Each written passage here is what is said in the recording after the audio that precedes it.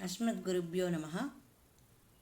దృఢవ్రతమును ఆచరించిన వారు ఒక భీష్మాచార్యులు, ఒక ప్రహ్లాదుడు, ఒక హరిశ్చంద్రుడు, ఒక బలి చక్రవర్తి, ఇలా వీరేనా మగవాళ్ళేనా ఆడవాళ్ళు లేరా అన్న ప్రశ్నకు సమాధానముగా మన భారతీయ వనితలలో పతివ్రత శిరోమణి అయిన సావిత్రి చరిత్రను తెలుసుకుందాం. రాజకుమార్తె అయి బాల్యకాలములోనే వనములో తపము వనర్చుచుండు పతి సాన్నిధ్యము చేరి భర్త శుశ్రూషయు దైవభక్తియు తపశ్చర్యయు వ్రతనిష్టము కలిగిన పుణ్యవతి సావిత్రి. భారతమున అరణ్య పర్వంలో శ్రీ మార్కండేయ మహర్షి ధర్మరాజునకు ఈ సావిత్రి పావన చరిత్రమును తెలిపాడు.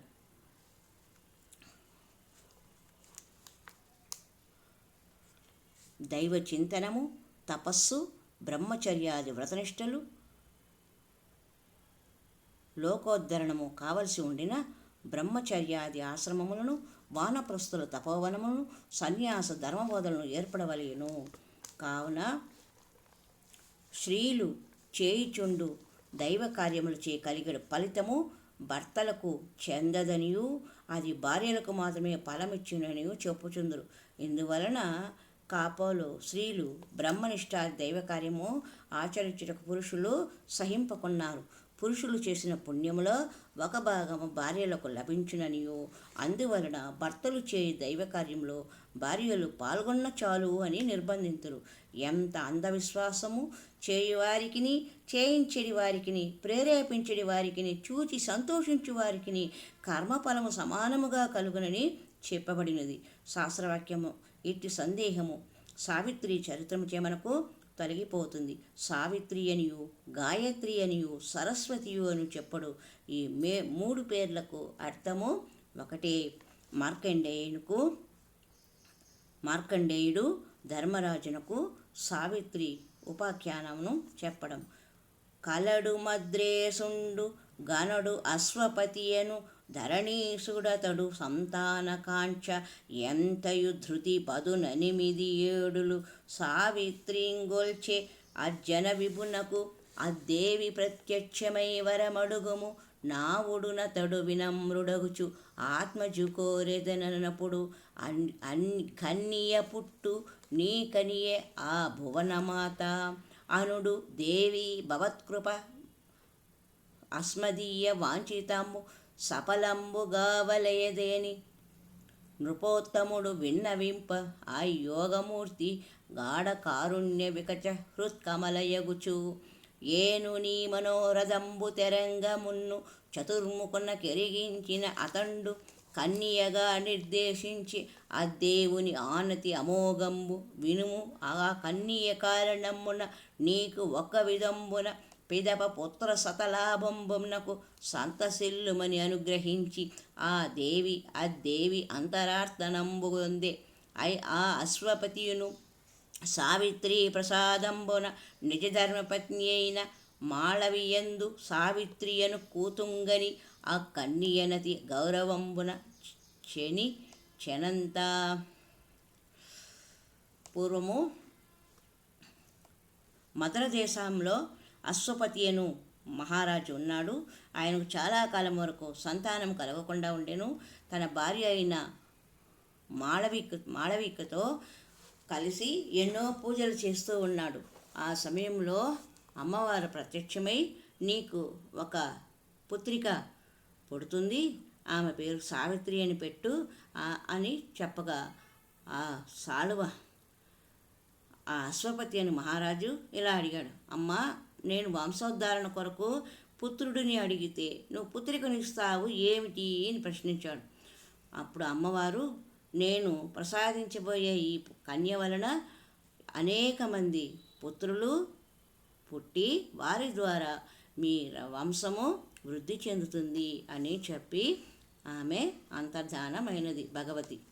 ఆ తర్వాత ఆ అశ్వపతి మాళవికలకు సావిత్రి అనే కుమార్తె జన్మించింది.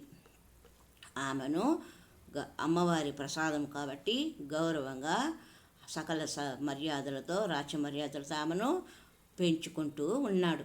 ఆ వనజాక్షి పరిస్ఫుట యౌవనయై సిద్ధ సాధ్యయక క్షామ ఆ వనజాక్షి పరిస్ఫుట యౌవనయై సిద్ధ సాధ్యయ క్షామర కన్యావలి ధన సౌందర్య శ్రీవిలసన రేఖను అపహించుచూ ఒప్పేన్ కోరి జనపతి తన కూర్మి కూతురు జూచి గుణవయోరూపములకు అనుకూలుడైన భర్త నెమ్మెయ దీనికి బడయువాడ ఒక్కయని ఎడ్డదడవును ఉండనెలమి.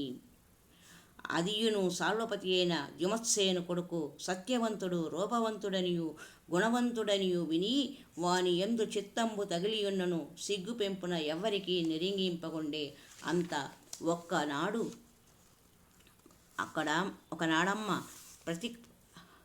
ఒకనాడు అమ్మ ద్రపతి కొడుకు నారదుండు అడుగు తెంచిన ఆ మహాత్ముని ఉచిత సపర్యాతోషితం చేసి సద్గోష్ఠి విశేషంబు సలుపుచున్నయడ అత్తరి దాసీజనులతో సావిత్రి వచ్చి తండ్రికి నమస్కరించి భయభక్తి కలిగి ఉండ నారదుడు ఆ ముద్దియం చూసి అశ్వపతితోడ ఈ కన్యకను అందరిగ ఎవరికిను వసంగక ఇట్లేలా ఉంచినావుడు అని అతడు కూతునకు ఇట్లనియే. తల్లి నీ గుణరూప వృత్తములకెందు తగినవరు గాంచనైతిని అడవిగాన నీ మనస్సునకెక్కిన నృపకుమారుంగోరి వరీంపుము ఇదియు నా ప్రియంబు అనిన అది కొండక లజ్జించకోర్చి పెంపున సిగ్గుదలంగ దోచి ప్రకట కౌతూహల తరళితాంతరంగయంచు తండ్రికి నల్లన ఇట్లనియ. చిరకీర్తి సాల్వ భూవరు వరతనయుండైన సత్యవంతుడు నాకున్ వరుడుగా కోరుదు మదిలో నరవరా ఆతనికి నిమ్ము నన్ను ప్రీతిమయిన్. సాల్వపతి ఇప్పుడు దైవయోగమము చేసి విగతచక్షుండై తన రాజ్యంబు వైరుల చేత కోల్పడి పుత్రధార సహితంబు వనమున మన్నువాడెట్లైనను సత్యవంతునే వరియంతుననిన మద్రేశ్వరుండు నారదుని చూచి మునీంద్ర మీరు ఎరుంగని వారు లేరు. సావిత్రి చేత వరింపబడిన కుమారుడు ఎట్టివాడు వాని గుణరూప శలంబులు ఎరిగింపచిన నారదుడు ఇట్లనియే. సత్యంబు పలుకుట సత్యవంతుడనున అతడు ఒప్పు మరియు చిత్రహస్సుడనగా నామాంతరంబు నన్న రనాథ సుతునకు గలదు తేజంబున కమలమిత్రులు బుద్ధి ఇంద్రాచార్యం బురుడించి సూరత వాసవు దాలిమి వసుదబోలు గాంతి చంద్రునకెన గాదగు రూపున ఆశ్వినేయుల అరయను దలిచ్చు దమము దానంబు బ్రాహ్మణ భక్తియును మహాప్రభావతేను అతని యందు కాని అన్యుల యందు లేదింత నీకు మహితలేసా. వాని యందును కీడు ఒక్కటియును లేదు. నేడు మొదలుగా 1 సంవత్సరమునకు మృతి పొందునిది ఇది నీకు చెప్పవలేటని చేసి చెప్పి తినేని. అతడు కూడా మొగంబు చూసి తల్లి ఈ మహాత్ముడు దేవరహస్యంబు ఎరుంగు ఇతని వచనము అమోఘంబు నీకు ఇట్టి వరుండేలా వండొక్క వరుని వెదకికొమ్మన ఆ కన్యు ఇటు తండ్రికి ఇట్లనియ. వినుము మనోవాకాయములన 3 దెరంగులందు అంతఃకరణంబు అనంగ ప్రధానము కావున మనమునగైకొన్న భర్త ఆనందమగునే. సత్యవంతుడు ఎట్టివాడైన అంగాని నేనింక వరుల వరింప వల్లనైన అశ్వపతి నారదు దశ చూచటియే అతండు అట్లనియే. గొనముల ప్రోక నీయనుగు కూతురు దీని తలంపుగా మన్పగా మనకు నశక్యమింక అనుమానము నేల నరేంద్ర. ఇంతి జయ్యన నృపనూతికిమ్ము కమలాసన చేసిన పుణ్యగౌరవంబున నైనం బ్రియుండు పరిపూర్ణ చిరాయురుపేతుడయ్యడున్ అనిన ఆ మహీపతి ఆ మునిపతికి మొక్కి నీవు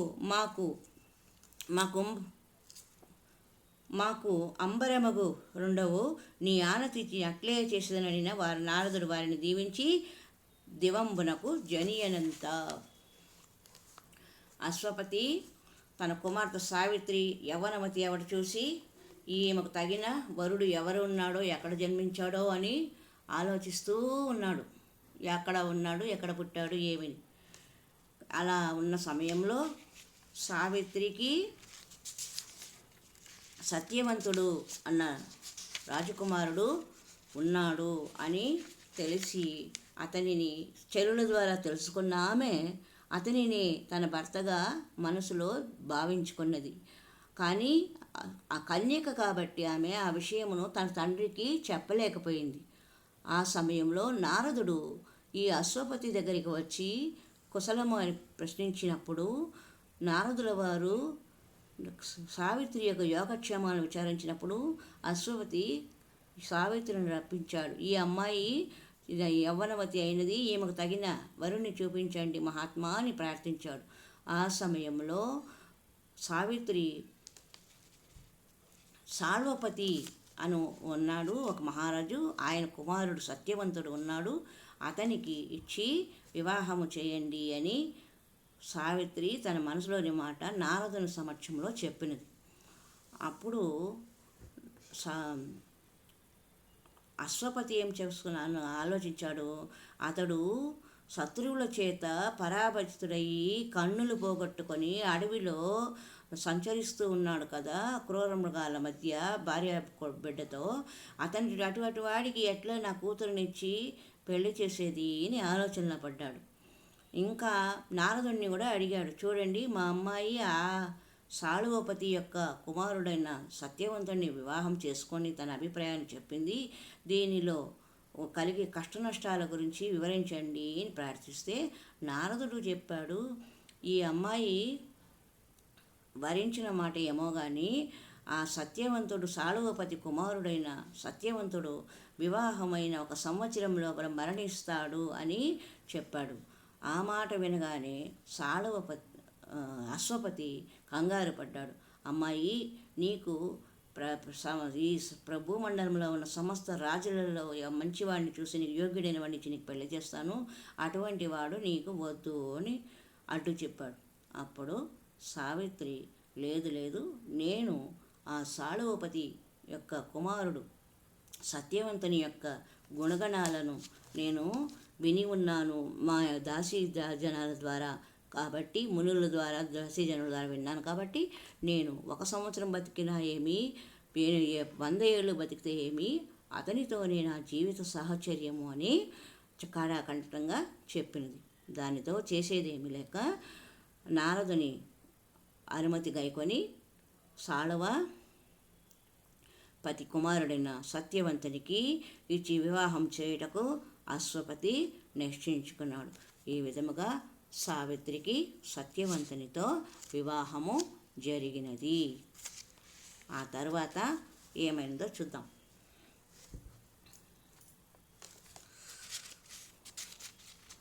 సావిత్రి సత్యవంతుని వివాహమగుట.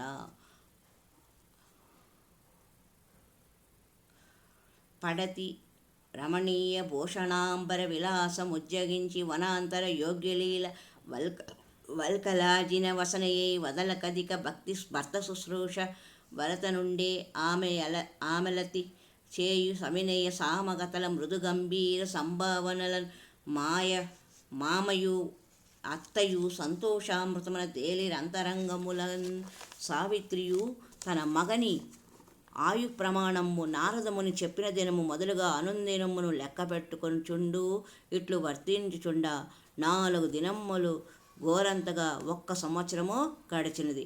4వ దినంబు పతిమృతి కాలంబని మదినెరింగి కడునిష్ట మేయింజాలంబరంగా బోనెను బాల త్రిరాత్రోపవాస పరమవ్రతమున్.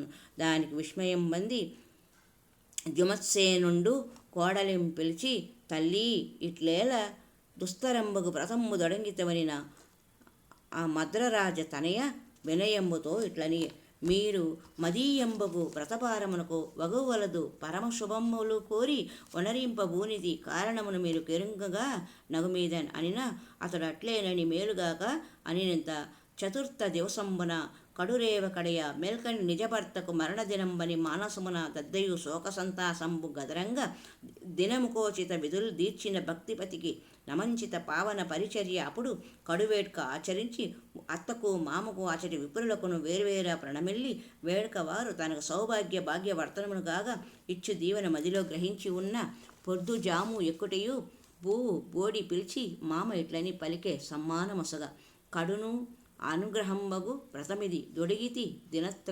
దివసత్రయంబుతో అది సెల్లంబడితి ఎంతయూ డస్సితి దడైక పారణ ఉనర్పదగదే ఇంకన్ అనిన సావిత్రి అతనికి ఇట్లని, అదిప ప్రొద్దుగుంకునంతనగు నేడును ఉడువదగదు, నాకు కోరి ఇట్ల గాగవ్రతము పూనుగాలంబు నేమును నిశ్చయించుకొనిన నేమమదియు అనినప్పుడు సత్యవంతుడు సమిత్కుశ ఫలాహరణార్థంబు వనమునకు కదలడం చూసి సావిత్రి అతని చేరంజిని వనంబునకు కేనును నీ తోడ జనుజంతు తోడుకొని పోవలేనని అతడు, నీవు తిర్యాత్రోవ వాసంబున చేసి ఎంతియు దర్శన దానవు రానోపవనని వానికి ఇట్లని, ఉపవాస శ్రమ ఇప్పుడంచుకయు నా ఉల్లంబన దోపదీపిన ఉజ్వల పుష్పవల్లన ఫలా విర్భూతి నానాలతాగ్రస రీతంబగు విందు చూడగమది కౌతూహలంబయ్యే నన్ను అవరోధింపకము మింత పట్టు చననీయకుతుండే బెడలంబంగులన్ అనిన అతడు సంతటట్లుగాక చనుదెమ్మటను సావిత్రిని చేయనల్చి భార్యాసక్తుండయిని